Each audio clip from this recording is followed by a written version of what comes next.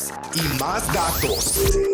Todo conectado a nuestro alrededor. Hacer la vida más sencilla, alcanzando un futuro que nunca imaginamos. Inteligencia artificial. Artificial Intelligence. Internet de las cosas. Ciudades inteligentes. Blockchain. Estás escuchando Territorio Big Data. Big Data. Bienvenidos a una nueva cita con nuestro podcast Territorio Big Data. En esta ocasión nos vamos a adentrar en el mundo del lenguaje computacional, en lo que podríamos denominar algo así como hablando con las máquinas. Para ello hemos recurrido a dos expertas en el universo de los llamados LLMs y de ChatGPT. Nos acompañan Leire Sánchez, lingüista computacional, y Begoña Vega, directora de modelos de inteligencia artificial y aplicaciones, ambas en Innova-TSN. Bienvenidas, Leire, Begoña. Hola, muchas gracias. Hola, José Luis. Muchas gracias por la invitación. Aunque lo habitual es que en Territorio Big Data hablemos con directores de datos de empresas finales, en esta ocasión he querido traer este tema porque es un tema de actualidad y sobre todo porque hace unas semanas escuché a Leire en un evento en Madrid y me impactó cómo explicó los LLMs y cómo se ha llegado desde entonces a ChatGPT. Así que, Leire, si puedes contarnos a los seguidores de Big Data Magazine lo mismo que contaste en aquella sala de Kinépolis en Madrid hace unas semanas, te lo agradecería eternamente. Sí, pues desde hace unos meses con el surgimiento de ChatGPT oímos hablar mucho de los LLMs, ¿no? De los, en inglés, Large Language Models, o sea, grandes modelos de lenguaje. Pero para entender lo que son, primero debemos entender lo que es un modelo de lenguaje. Un modelo de lenguaje es simplemente un sistema que, dada una secuencia de palabras, es capaz de predecir la palabra siguiente. Los primeros sistemas que surgieron de este tipo se basaban en la asunción de que mirando un número determinado de palabras anteriores podíamos predecir la palabra siguiente. Entonces, por ejemplo, en el caso de el verano pasado, pues si miramos las tres palabras anteriores, verano pasado podemos predecir que va a venir, pues puede ser el verano pasado me fui de vacaciones, el verano pasado me compré un coche, pero sabemos que no va a ser el verano pasado alfombra, o cualquier otra palabra que no tenga nada que ver ahí, ¿no? Entonces, estos primeros sistemas pues miraban simplemente las dos o tres o un número determinado de palabras anteriores. ¿Qué pasa? Que la lengua es mucho más compleja que eso y tiene fenómenos de dependencias de larga distancia. Entonces no puedes predecir la palabra que va a venir simplemente mirando un número de palabras anteriores. Por ejemplo, en el mismo ejemplo del que estábamos hablando, si decimos el verano pasado, tras muchos meses de preparación y de esperarlo con ansia, pues si solo miras a las tres palabras anteriores, con ansia, pues ya no vas a decir me fui. Puede haber muchas otras opciones. Realmente para predecir el fui, tienes que irte a mirar al principio de la frase, el verano pasado. Entonces, se vio que había que desarrollar sistemas que tuvieran en consideración todo el contexto, toda la frase entera. Entonces, ¿cómo se hace eso? Empezaron a surgir las redes recurrentes neuronales, que simplemente son pues, redes neuronales, pero que implementan un mecanismo de recurrencia que es capaz de almacenar, es como una memoria que almacena todas las palabras que van saliendo en la frase. Entonces, en vez de mirar a las dos o tres palabras anteriores, miras a esa memoria que ha almacenado todas las palabras que ya han salido.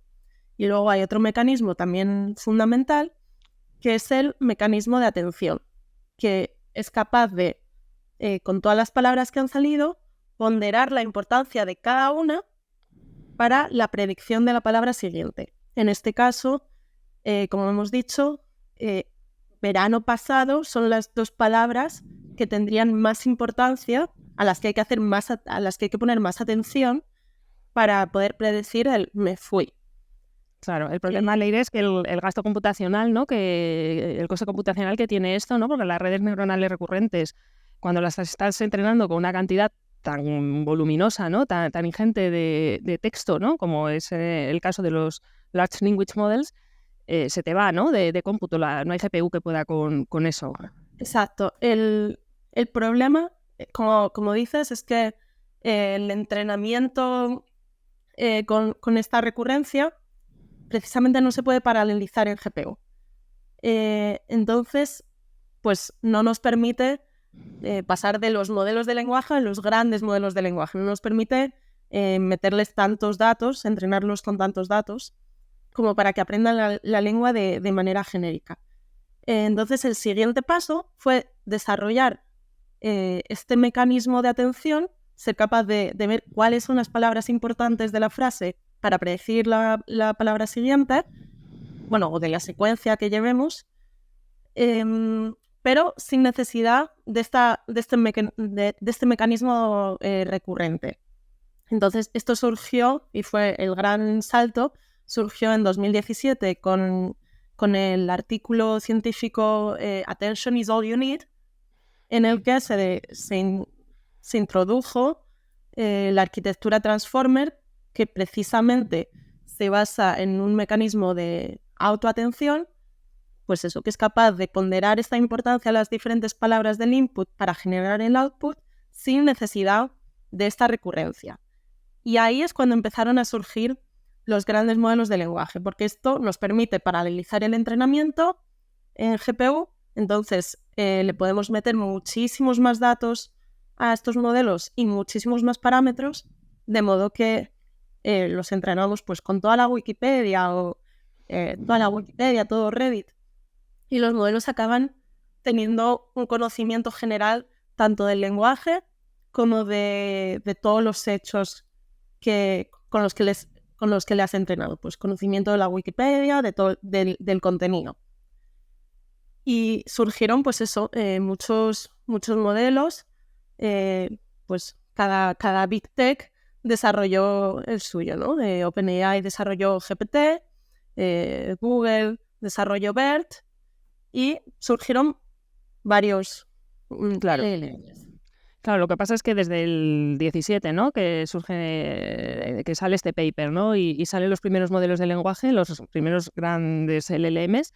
El gran hito ha sido la aparición de ChatGPT, ¿no? A principios de este año. Y esto realmente ha sido un gran hito por algo, ¿no? Y es por la intervención humana, ¿no? Dentro de lo que es el mecanismo de estos Large Language Models.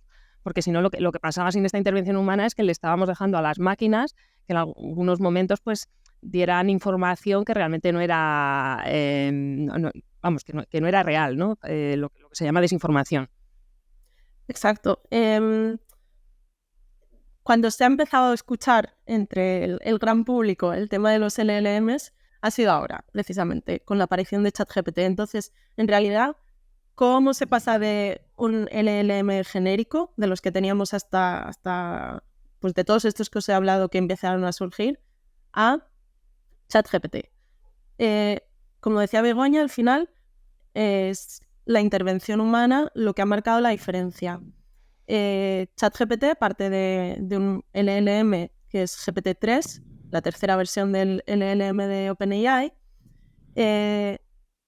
y hay una primera intervención humana ahí en la creación de un dataset. Es decir, se ponen a recopilar preguntas, prompts reales que se le han hecho a GPT-3, y los expertos que están desarrollando el modelo redactan ellos mismos las respuestas. Entonces son respuestas redactadas por humanos. Y ellos crean ese dataset. Entonces ya tienes tu modelo preentrenado que ya sabe la lengua. Y tú luego creas otro dataset para tu modelo GPT-3, volverlo a entrenar, utilizando el conocimiento que ya tenía, lo vuelves a entrenar para que genere mejores respuestas a esos prompts.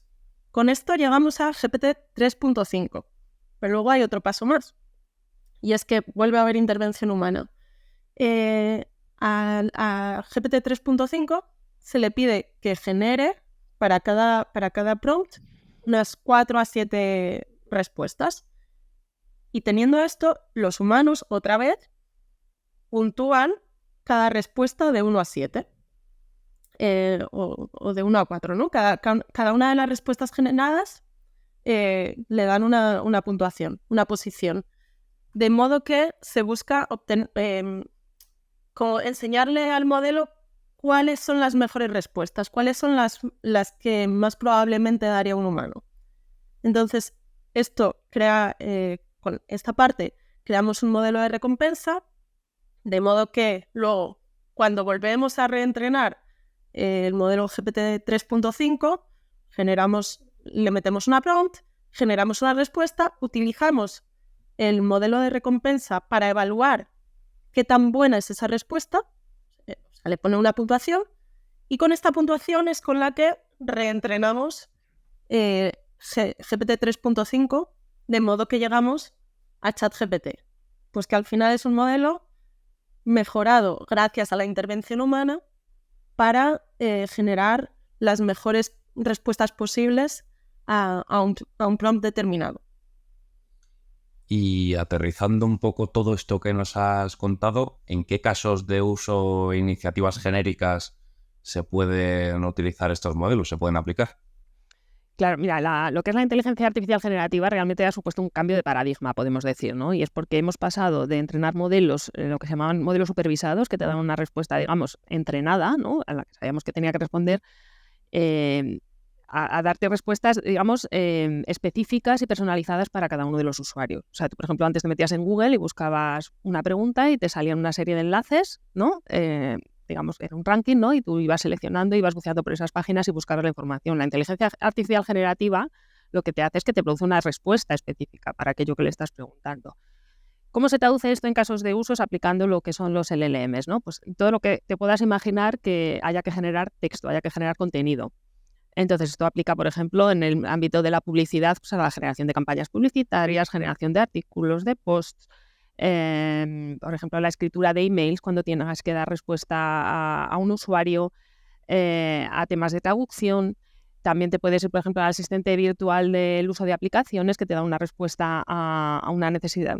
Tú haces una pregunta, ¿no? Digamos, tienes un manual de instrucciones amplísimo en el que tienes una pregunta concreta y no quieres ir buceando, digamos, a dónde está esa respuesta.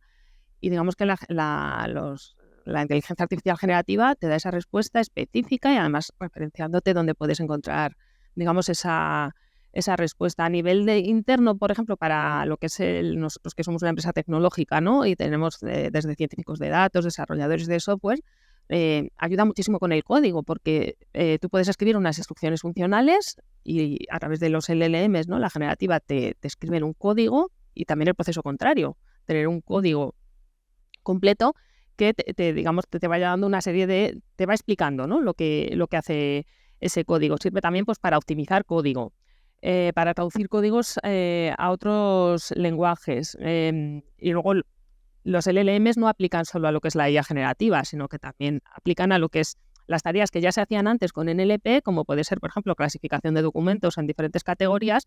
Lo que pasa es que es una clasificación muchísimo mejor, porque esta comprensión del lenguaje, ¿no? Es, digamos, mucho más precisa, ¿no? Porque ya es una comprensión por significado de las palabras. Claro, aquí la ventaja es que para las tareas que no son generativas y que ya se podían hacer antes con otros modelos, pues antes tú querías una clasificación de textos, ¿no? Pues que te diga, por ejemplo, la típica de si un mail es spam o no es spam. Tú le enseñabas al modelo desde cero a clasificar texto, pero el modelo tenía que aprender el lenguaje a la vez que aprendía a clasificar, porque el modelo estaba desde cero. Ahora la ventaja es que tú partes de un modelo preentrenado que ya conoce el lenguaje. Entonces es como un niño que ya ha aprendido pues los números, ¿no? Y ya tú solo le tienes que enseñar a sumar, no le tienes que enseñar los números. Entonces aquí ya sabemos el modelo, ya sabe el lenguaje y tú, sobre ese conocimiento del lenguaje, solo le tienes que enseñar a clasificar. Entonces se parte desde una comprensión del lenguaje mucho más alta y por eso es, pues como comentaba Begoña, el uso en los LLMs no aplica solo a los modelos generativos, sino también a todos los usos clásicos de procesamiento del lenguaje natural, que ahora realmente han tenido un salto cualitativo gracias a la introducción de estos modelos. ¿Y estáis trabajando en algún caso concreto dentro de vuestra empresa, de Innova? Sí. ¿Algo que nos podáis contar? Sí, claro que sí.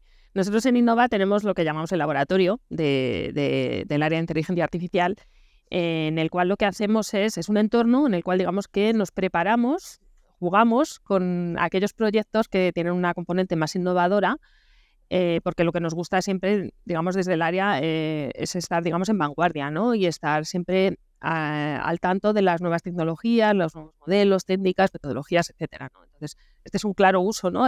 Todo el tema de ChatGPT, los Large Language Models, es un claro uso, ¿no?, de aquello que está demandando ahora mismo el mercado. Entonces, claro, nos pusimos a pensar en qué casos de usos podíamos desarrollar. Claro, se nos ocurrían un montón, ¿no? Desde resúmenes de contenido, asistentes en el uso de aplicaciones, todos estos casos de uso interno que te contaba para los propios desarrolladores y científicos de datos.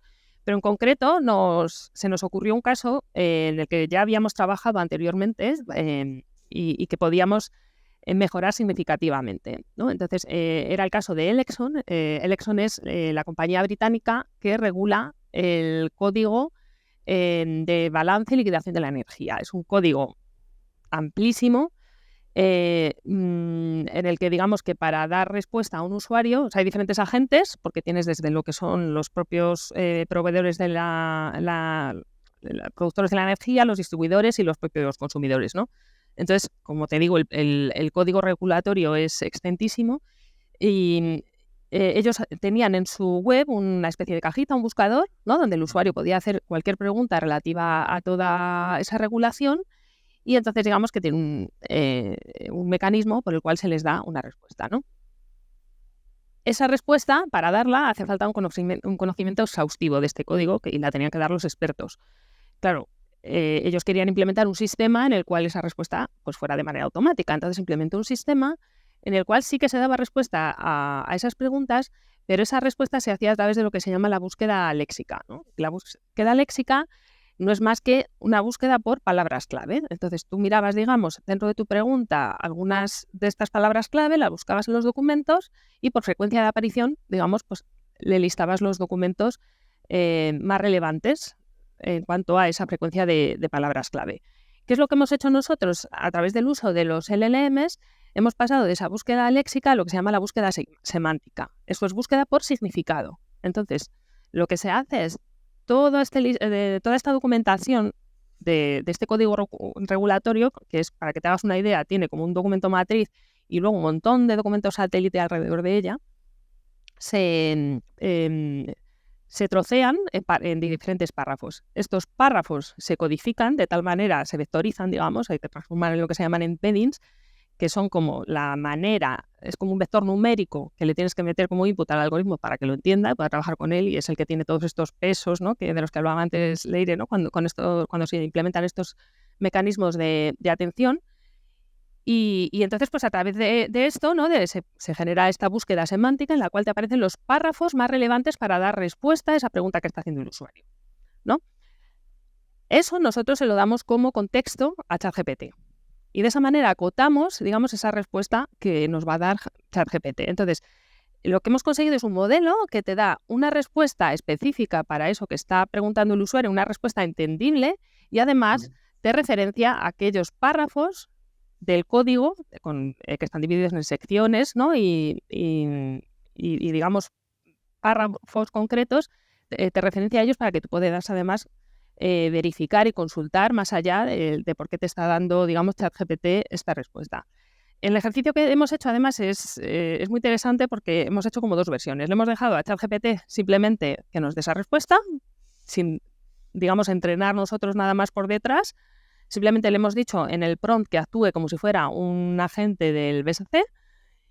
Y luego, por otro lado, hemos añadido una capa, digamos, que es esta capa que te decía antes de buscar de introducir esos párrafos, ¿no?, codificados, y que, digamos, que se acote de alguna manera en esos documentos en los que ChatGPT tiene que buscar la información. Como te digo, es muy interesante porque si mirábamos, digamos, y hacíamos una comparación entre lo que nos decía ChatGPT por sí mismo y lo que nos decía ChatGPT con ese contexto que nosotros le introducíamos, pues obtuvimos unas conclusiones, como te digo, muy, muy curiosas, ¿no? Porque ChatGPT siempre te da una respuesta que tú cuando la leías decías, pues tiene mucho sentido, sobre todo cuando no tienes un conocimiento demasiado exhaustivo sobre la materia, ¿no?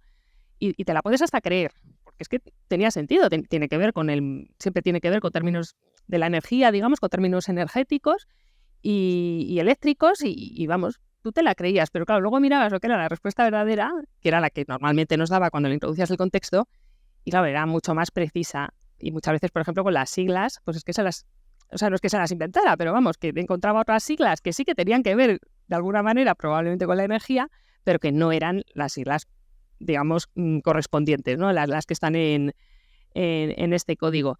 Entonces, como te digo, pues ha sido muy interesante hacer el ejercicio porque hemos encontrado, digamos, la manera de acotar, de poner un filtro a esa respuesta de ChatGPT, que es además hacer, digamos, un uso responsable de este tipo de herramientas, ¿no? Porque si tú le dejas a ChatGPT que genere cualquier respuesta y no verificas de ninguna manera, no pones ningún filtro, pues estás dando lugar a la desinformación, ¿no? Que es uno de los peligros y de los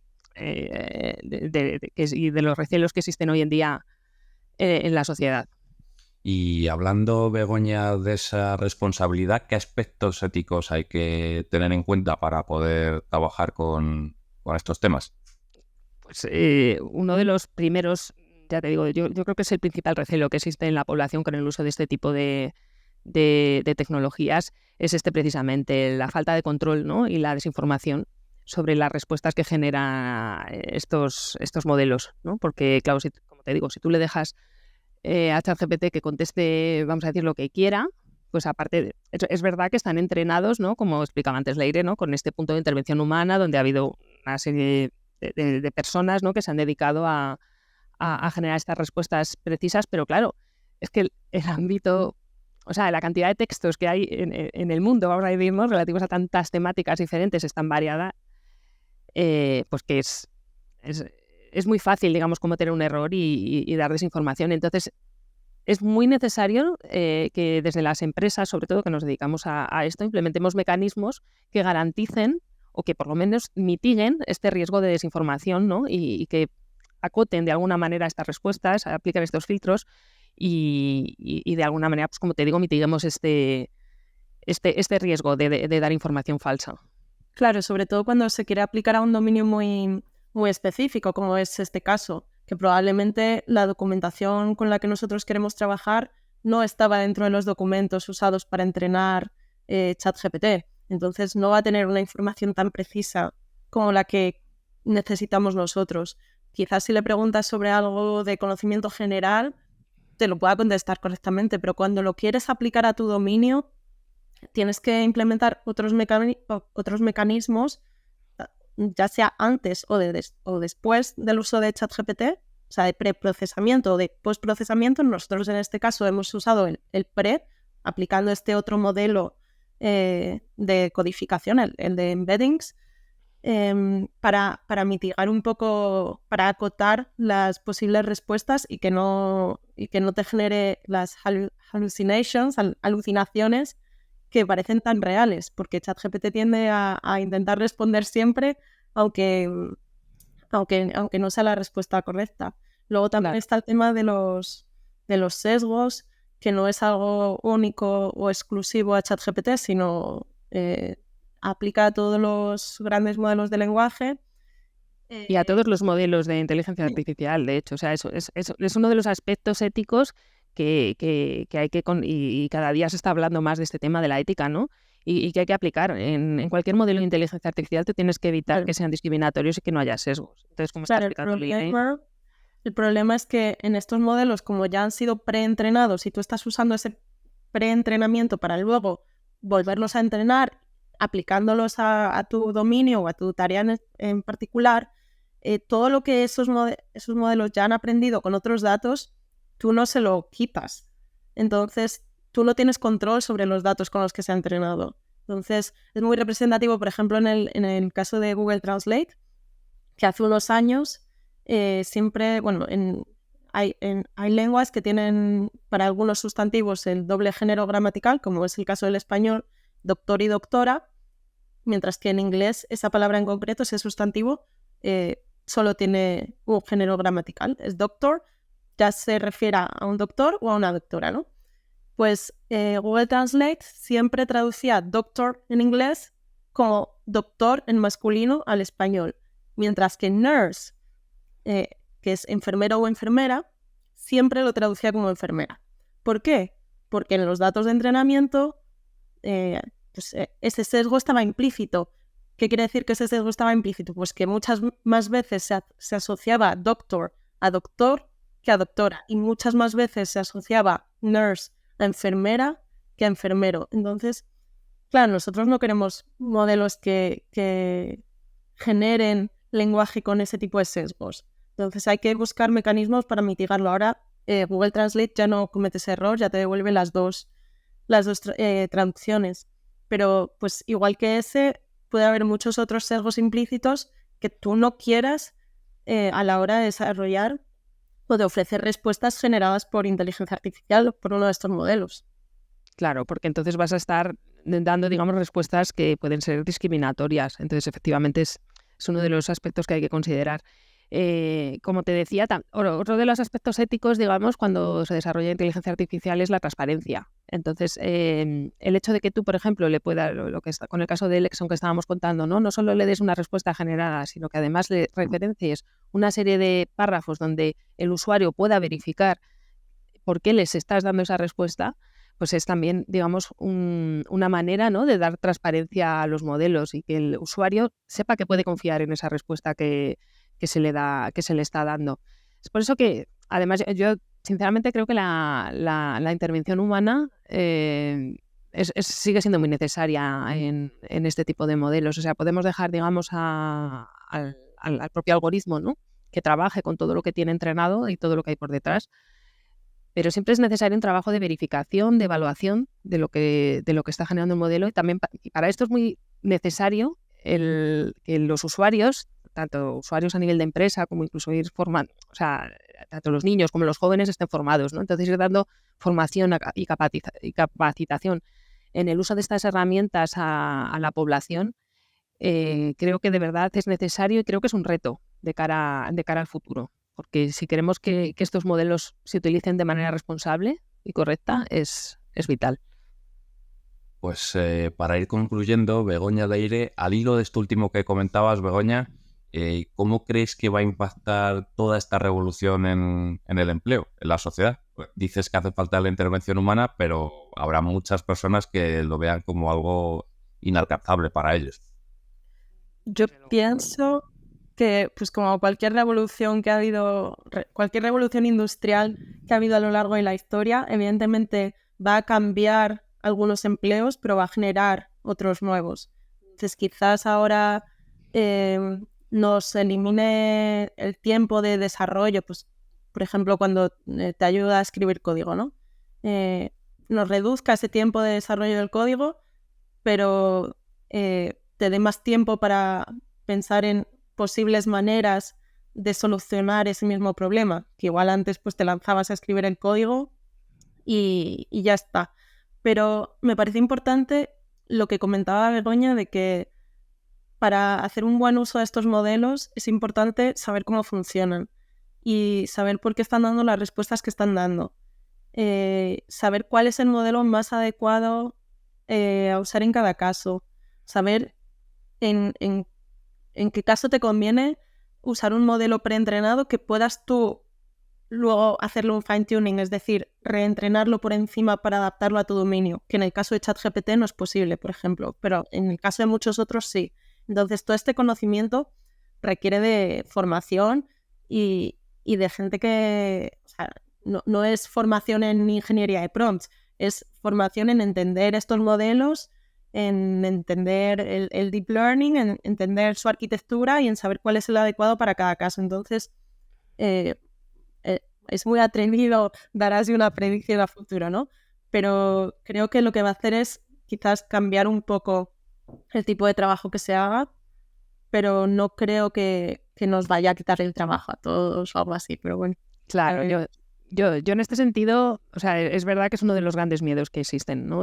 Pero que siempre ha existido, ¿no? Cuando hay una revolución de este tipo, pues es verdad que no es que desaparezcan ciertos empleos, yo creo que más bien se transforman, ¿no? Y entonces está en nosotros, ¿no? En nuestra capacidad de flexibilidad y de adaptación en ir con este cambio. Entonces, en el caso, por ejemplo, nosotros, ¿no? Que somos científicos de datos o desarrolladores, pues quizá nuestra tarea se va a ver agilizada, ¿no? Porque ChatGPT o cualquier otro LLM, ¿no? Va a ser capaz de generar este código que ahora pues no lleva un tiempo generar, pero es que nosotros podemos aprovechar este tiempo que antes dedicábamos en picar este código, en pensar más estratégicamente, es decir, en pensar pues qué tipo de variables necesitamos, cómo las podemos construir, si podemos aproximar el problema desde otra óptica, es decir, tenemos que ser mucho más estratégicos y esto yo lo explico desde el punto de vista del científico de datos, ¿no? Que es el que tengo más cerca, pero es que pienso que puede aplicar a cualquier otro ámbito, como el de los creativos publicitarios, los periodistas, etcétera, ¿no? Que también pueden ver amenazado de alguna manera su trabajo. O sea, al final se trata de ser más estratégicos y pensar, pues eso, dejar a las máquinas que hagan ese trabajo que nosotros antes nos llevaba tiempo y nosotros, digamos, hacer otro tipo de aproximaciones que den más valor. Y luego tenemos que ser, yo creo que esto nos da también la posibilidad, ¿no? De ser muchísimo más críticos con aquello que estamos generando, ¿no? Precisamente porque nos van a estar haciendo las máquinas parte del trabajo, pues nosotros vamos a poder evaluar y verificar la correcta salida, ¿no? Digamos, el output que nos den estos modelos, ¿no? Y evaluar su precisión, evaluar, pues eso, que cumple con un estándar de calidad.